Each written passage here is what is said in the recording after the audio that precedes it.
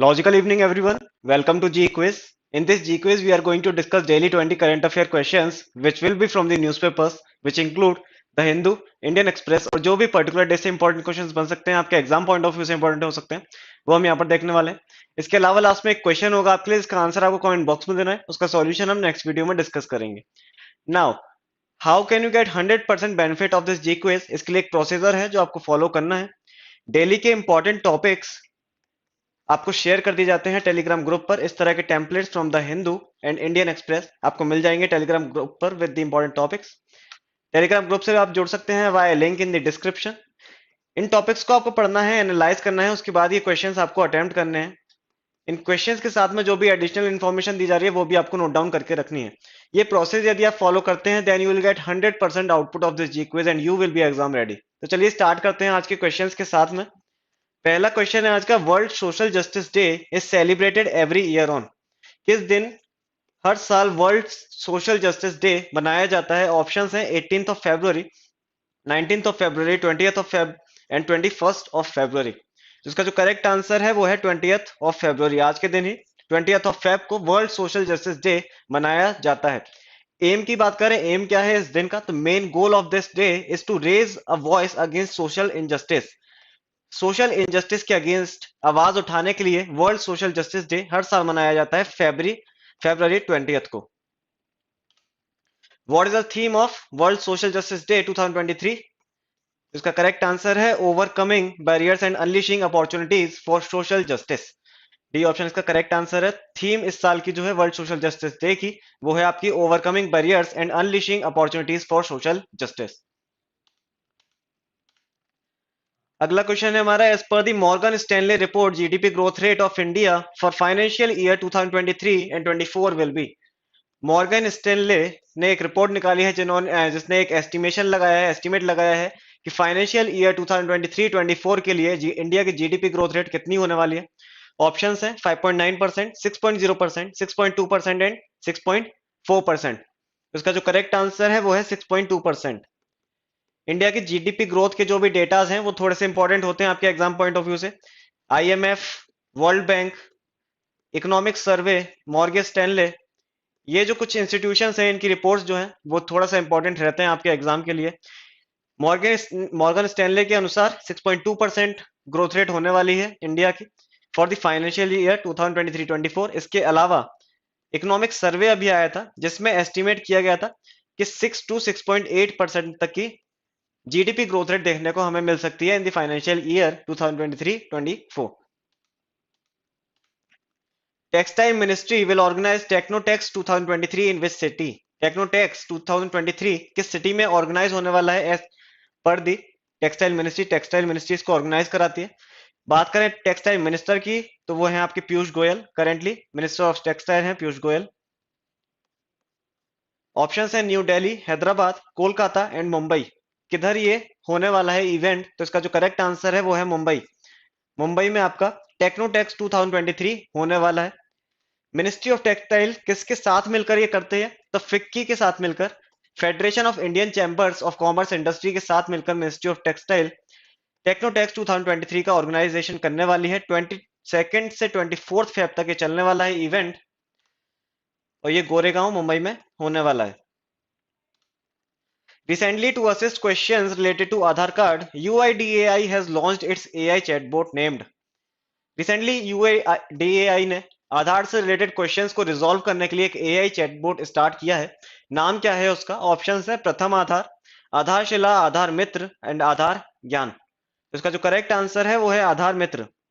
आधार मित्र नाम का एक चैटबॉट रिसेंटली लॉन्च किया है यूआईडीएआई ने for the questions for the resolving the questions regarding the Aadhaar card. World's first cloud-built demonstration satellite Janus 1 was launched by. Janus 1 world का पहला cloud build demonstration satellite है। किसने ये launch किया है रिसेंटली? ऑप्शंस है Antaris, Kymeta, Relativity Space and Orbital Insight. इसका correct answer है अंतरिस। अंतरिस ने रिसेंटली लॉन्च किया है जेनस 1 जो कि वर्ल्ड का पहला क्लाउड बिल्ड डेमोन्स्ट्रेशन सैटेलाइट है। अगला क्वेश्चन है, which arm force has developed Vayu link to send radio communications? Radio communication send करने के लिए वायु लिंक किसने डेवलप किया है, किस आर्म फोर्स ने डेवलप किया है? ऑप्शन है Indian army, Indian coast guard, Indian air force and Indian navy. तो इसका जो करेक्ट आंसर है वो है इंडियन एयरफोर्स। इंडियन एयरफोर्स ने वायु लिंक नाम का एक टेक्नोलॉजी है डेवलप करी है टू सेंड रेडियो कम्युनिकेशंस।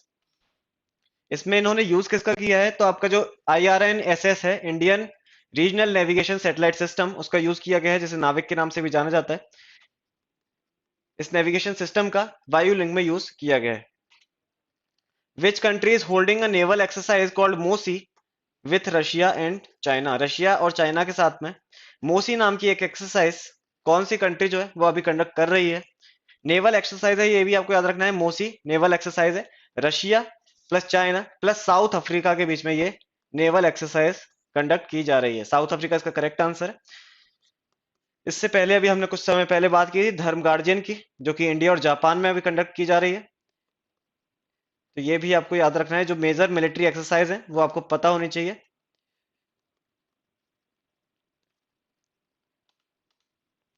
अगला क्वेश्चन है which space agency is all electric plane X-57 is soon set to take off? किस स्पेस एजेंसी का प्लेन है जो ऑल इलेक्ट्रिक इलेक्ट्रिक डिपेंडेंट है X-57? किस स्पेस एजेंसी ये कौन सी स्पेस एजेंसी ये लॉन्च करने वाली है? ऑप्शंस है European space agency, ISRO, NASA और जाक्सा। तो इसका जो करेक्ट आंसर है वो है नासा। अमेरिकन स्पेस एजेंसी जो है नासा, वो लॉन्च करने वाली है all electric plane X-57। From which country 12 new cheetahs arrived in Kuno National Park, Sheopur of Madhya Pradesh? सितंबर 2022 में हमने देखा था कि 8 चीताज नामीबिया से आए थे in the Kuno national park in Sheopur district of Madhya Pradesh. अब अभी कल रिसेंटली 12 न्यू चीताज जो आए वो आपके साउथ अफ्रीका से आए हैं। साउथ अफ्रीका से 12 नए चीते आए हैं। अब टोटल नंबर ऑफ चीताज जो हो गया है इंडिया में वो आपका हो गया है 20। बात करें चीता की एक्सटेंशन की, 1951 में चीता एक्सटिंक्ट हो गया था इंडिया से। उसके बाद 2022 में वापस री इंट्रोड्यूस किया गया है चीता। चीता के साइंटिफिक नेम की बात कर लेते हैं, एसिनोनिक्स जुबेंटस साइंटिफिक नेम होता है चीता का। एक्सपेक्टेड है, इससे क्वेश्चंस बन सकते हैं आपके एग्जाम में। चीता काफी न्यूज में रहा है साल भर से। अगला क्वेश्चन है serum institute will set up centre of excellence for infectious diseases and pandemic preparedness in which city? Centre of excellence कहां पर खोलने वाला है सीरम इंस्टीट्यूट? ऑप्शंस हैं न्यू दिल्ली, मुंबई, चेन्नई एंड हैदराबाद। इसका करेक्ट आंसर है हैदराबाद। हैदराबाद में जल्द ही सीरम इंस्टीट्यूट अपना सेंटर फॉर एक्सीलेंस खोलने वाला है, centre of excellence for infectious diseases and pandemic preparedness. बात करें सीरम इंस्टीट्यूट के हेडक्वार्टर की, तो ये पुणे में लोकेटेड है। ये भी आपको याद रखना है। Recently, who has been appointed as the National Ambassador of Child Rights for UNICEF India? UNICEF India का national ambassador of child rights recently किसे अपॉइंट किया गया है? ऑप्शंस है पंकज त्रिपाठी, मनोज वाजपेयी, राजकुमार राव एंड आयुष्मान खुराना। इसका जो करेक्ट आंसर है वो है आयुष्मान खुराना। रिसेंटली आयुष्मान खुराना को 18 ऑफ के दिन अपॉइंट कर दिया गया है national ambassador of child rights for UNICEF India.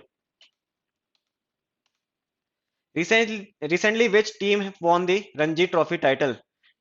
2022-23 का रणजी टाइटल रिसेंटली किस टीम ने जीता है? ऑप्शंस हैं बंगाल, सौराष्ट्र, मुंबई, मध्य प्रदेश। इसका जो करेक्ट आंसर है वो है सौराष्ट्र। सौराष्ट्र ने रिसेंटली बंगाल को हराकर रणजी ट्रॉफी का टाइटल 2022-23 ईयर के लिए जीत लिया है। Recently announced that tourism ministry will organize the first global tourism investor summit in। Tourism ministry पहला global tourism investor summit organise करने वाली है। किस मंथ में ये समिट जो है होने वाली है? ऑप्शन है आपके मई 2023, दिसंबर 2023, जनवरी 2024 एंड अप्रैल 2024। इसका जो करेक्ट आंसर है वो है ए, मई 2023। इसका ऑर्गेनाइजेशन आपका होने वाला है न्यू दिल्ली में। ये भी आपको याद रखना है। बात करें मिनिस्टर ऑफ टूरिज्म की, तो वो है आपके जी किशन रेड्डी।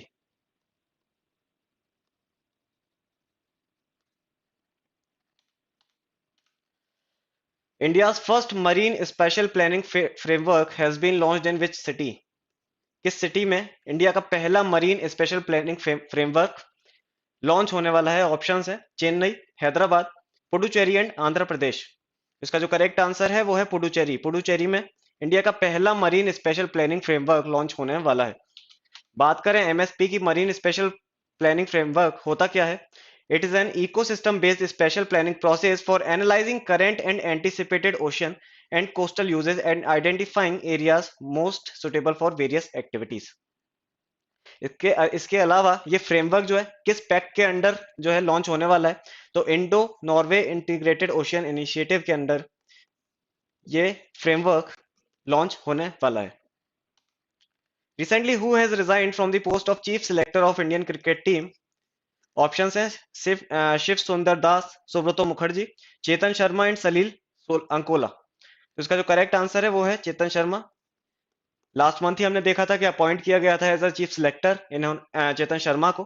अभी रिसेंटली एक टीवी चैनल के द्वारा इनका स्टिंग ऑपरेशन किया गया था, जिसमें कुछ इंटरनल इंफॉर्मेशन जो थी वो लीक कर दी गई थी इनके द्वारा, इसलिए इन्होंने रिजाइन किया है from the post of chief selector of Indian cricket team.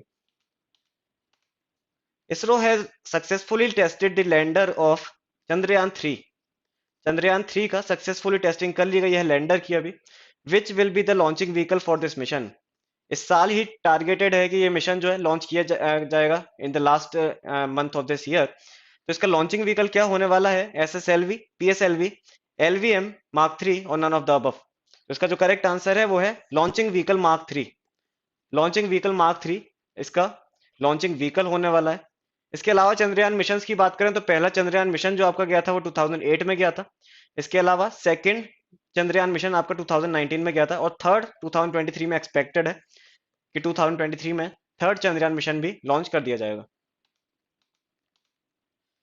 18th question है Teja red chilli which is recently in high demand in foreign nations mainly found in which state? Teja red chilli जिसकी recently China और बांग्लादेश और other south Asian Nations जो हैं उधर काफी demand देखने को मिल रही है। किस स्टेट में मेनली ये फाउंड होता है? ऑप्शंस है राजस्थान, गुजरात, तेलंगाना एंड तमिलनाडु। इसका जो करेक्ट आंसर है वो है तेलंगाना। तेलंगाना में पाया जाता है आपका तेजा रेड चिली, जो कि अभी काफी हाई डिमांड में चल रहा है। Recently which player becomes the fastest to reach 25,000 runs milestone? 25,000 runs का माइलस्टोन किस प्लेयर ने फास्टेस्टली कवर कर लिया है? ऑप्शंस है रोहित शर्मा, विराट कोहली, हाशिम अमला, डेविड वार्नर। तो इसका करेक्ट आंसर है विराट कोहली। विराट कोहली फास्टेस्ट प्लेयर बन गए हैं to touch the milestone of 25,000 runs. इसके अलावा ये सिक्स्थ प्लेयर भी बन गए हैं to touch such milestone. 25,000 runs बनाने वाले सिक्स प्लेयर बन गए हैं विराट कोहली। इसके अलावा इससे पहले सचिन तेंदुलकर, कुमार संगकारा, रिकी पॉन्टिंग, महिला जयवर्धन एंड जैक कैलिस ये माइलस्टोन अचीव कर चुके हैं। Which case decided that in case of dispute, the party's name and symbol is given to a party on the basis of test of majority? अभी हम देख रहे हैं कि जो शिवसेना है उसमें काफी डिस्प्यूट्स देखने को मिल रहे हैं कि पार्टी का जो नाम और सिंबल है किस साइड को मिलना चाहिए। उद्धव ठाकरे एंड एकनाथ शिंदे दो साइड्स हैं। तो अभी रिसेंटली ईसीआई का जो डिसीजन आया है उन्होंने बताया है कि जो शिवसेना का पार्टी नेम और सिंबल है वो एकनाथ शिंदे की साइड को दिया जाता है। तो जो इलेक्शन कमीशन है उसने कौन सा केस साइट किया है इस जजमेंट को देने में? ऑप्शंस है TN session versus union of India, Harbans Singh Jalal versus union of India, Sadiq Ali versus election commission of India and Arjun Singh versus INC Indian national Congress. इसका जो करेक्ट आंसर है वो है Sadiq Ali versus election commission of India. Sadiq Ali versus ECI का case था 1971 में, इसका judgement आया था जिसमें बताया गया था कि पार्टी का जो नाम और सिंबल है वो टेस्ट ऑफ मेजोरिटी के आधार पर दिया जाएगा। जिसके पास ज्यादा मेजोरिटी होगी, जिस साइड के पास, जिस पार्टी के पास ज्यादा मेजोरिटी होगी, उस साइड को वो सिंबल और नाम दे दिया जाएगा। तो रिसेंटली हमने देखा कि शिवसेना का जो नाम और सिंबल है वो एकनाथ शिंदे वाली जो साइड है उसे दे दिया गया है। कल का क्वेश्चन था आपका रिसेंटली मुख्यमंत्री सुख आश्रय scheme approved in which state? तो आपका हिमाचल प्रदेश में ये अप्रूव की गई है सुख आश्रय स्कीम फॉर द ऑर्फन्स। कल के लिए क्वेश्चन है Shinkula tunnel is set to be constructed in which state और यूनियन टेरिटरी? ऑप्शन है लद्दाख, जम्मू कश्मीर, हिमाचल प्रदेश एंड उत्तराखंड। इसका आंसर आपको कमेंट बॉक्स में देना है। इसका सॉल्यूशन हम नेक्स्ट वीडियो में डिस्कस करेंगे। मिलते हैं कल कुछ नए क्वेश्चंस के साथ में, तब तक पढ़ते रहिए, enjoy your studies and stay tuned with विज्ञ।